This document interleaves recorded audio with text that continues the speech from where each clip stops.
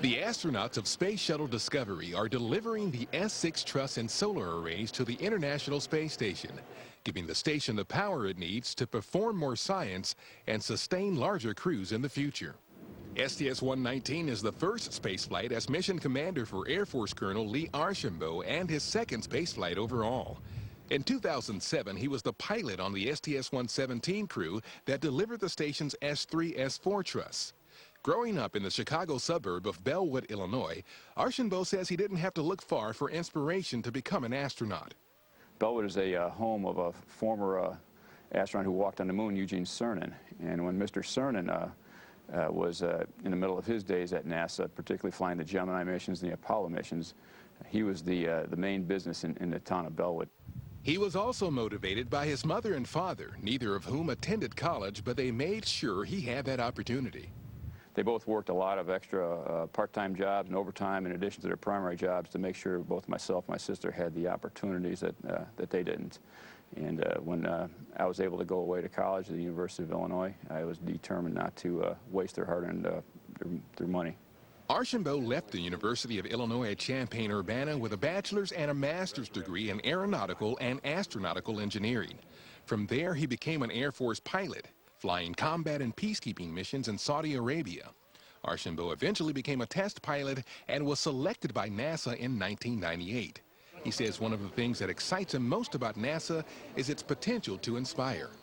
Today's children have not seen us explore the unknown, but when we start doing that again with the Orion and Constellation program, when we go to the moon for the first time in their lives and go on to Mars for the first time in history, these young adults will be just as inspired, if not more, than our generation was when we saw Neil Armstrong walk on the moon. Tony Antonelli, a Navy commander and aviator making his first space flight, is the crew's pilot. He was born in Detroit, but has also lived in Indiana and North Carolina. After high school, Antonelli joined the Navy ROTC and went to Massachusetts Institute of Technology, earning a bachelor's in aeronautics and astronautics. He later earned a master's from the University of Washington, but says some of his most valuable lessons haven't come from textbooks. Big part of my education at MIT was what I learned as part of working as a member of a team on the rowing team, and then just outdoor stuff in the Navy. I got to live in some okay places in the United States and travel different places. As a Navy pilot, he served aboard the USS Nimitz during Operation Southern Watch. He later became a Navy test pilot and was selected by NASA in July 2000. Antonelli says when he was finally asked if he wanted to fly on the space shuttle, he couldn't answer yes soon enough. Took a little while getting here, and then took a little while getting assigned and working the way up the ladder to be next, but pretty exciting, ready to go.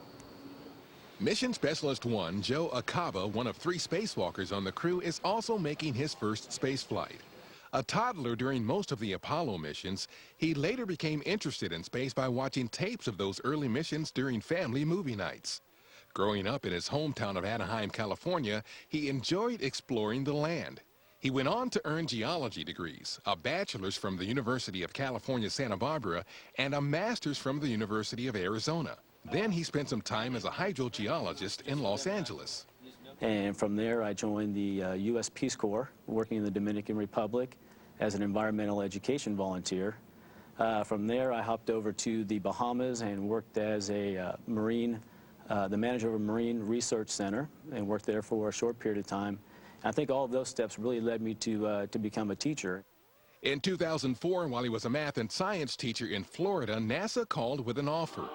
Space shuttle flights were still on hold due to the Columbia accident, but Acaba decided that coming to Houston was still a good move. Once I got the phone call and was asked if I wanted to come to NASA to become an astronaut, there was just no doubt in my mind that an opportunity like that doesn't come very often, and I just knew that it was one that I had to accept, and I'm just very grateful that I did. The second space flight for Mission Specialist 2 and lead spacewalker Steve Swanson marks the second time he's teamed up with Lee Archambault. The pair flew together on STS-117. Swanson grew up in Steamboat Springs, Colorado, a place he says was full of adventure and exploration. So when it came time to choose a career, he looked for something that was just as adventurous. I knew I liked science and engineering. I just didn't know exactly where in that area I was going to work. And so I started thinking about really what I want to do for a long time and what would excite me and keep me interested. And that's when the astronaut idea came in my head. He got a bachelor's in engineering physics from the University of Colorado and a master's in computer systems from Florida Atlantic University. He then worked at a telecom company as a software engineer. Later, when he first applied to be an astronaut, he didn't get the job, but he wasn't left empty-handed. So after about a year, they actually gave me a call and said, hey, do you want to just come work for us and learn more about NASA and how we operate and get some experience? So I said, sure, and came to work at Aircraft Operations Directorate. Swanson worked as an engineer on the shuttle training aircraft for about 11 years. After getting a PhD in computer science from Texas A&M University, he applied again and was selected as an astronaut in 1998. He says one of the most impressive things about NASA is the knowledge and work ethic of the people behind the scenes. From our trainers to the engineers, everybody is just fantastic. And they make sure we're ready to go. The engineers make sure all the systems are well thought out, work well. It's just a great team effort they have here at NASA. Mission Specialist 3, Ricky Arnold, who is making his first space flight, rounds out the STS-119 spacewalking team. Growing up in Bowie, Maryland, Arnold was interested in baseball, spaceflight, and marine life. The latter of the three seemed to be the most attainable. So he earned a Bachelor of Science degree from Frostburg State University and went to work at the Naval Academy as an oceanographic technician. And it was there I kind of got the bug for teaching. So kind of had dueling interests there. I got to work with a lot of the incoming midshipmen and really enjoyed that. And I also enjoyed the oceanography. And at some point I decided, you know, I can combine these two and do something really worthwhile. Ended up with a career in education. He started as a science teacher at a Maryland middle school.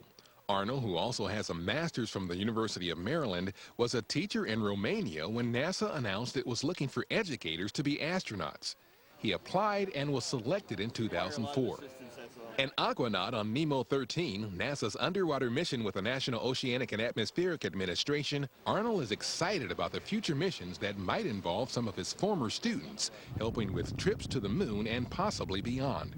This is going to be a journey that is made one day, and there's going to be people all over the world making it happen. And so they just need to be thinking about, what part do I want to play? It's not just a handful of people doing it, it's thousands of people everywhere. STS-119 is the third space flight for Mission Specialist 4, John Phillips. He flew on STS-100 in 2001, and in 2005 was the science officer and flight engineer on the International Space Station during Expedition 11. Raised in Scottsdale, Arizona, Phillips says one reason he wanted to be an astronaut was his father, a bombardier in World War II who became a pilot after the war. And then second, when I was about 10 years old, Yuri Gagarin, first man in space, launched just before my 10th birthday. And I decided right then that that's what I wanted to do. After graduating from the Naval Academy with a bachelor's in math and Russian, he joined the Navy, serving on 2 aircraft carriers as an attack pilot. He later earned a master's in aeronautical systems from the University of West Florida. Phillips left the Navy as a captain in 1982. And then when I went back to grad school after 10 years in the Navy, I went to UCLA and got a master's and a PhD in a field called space physics. He worked with solar wind-related experiments, including investigations carried out by the Pioneer Venus spacecraft and the Ulysses spacecraft. But the thought of being an astronaut was still in his mind. So he applied to NASA and was selected in 1996.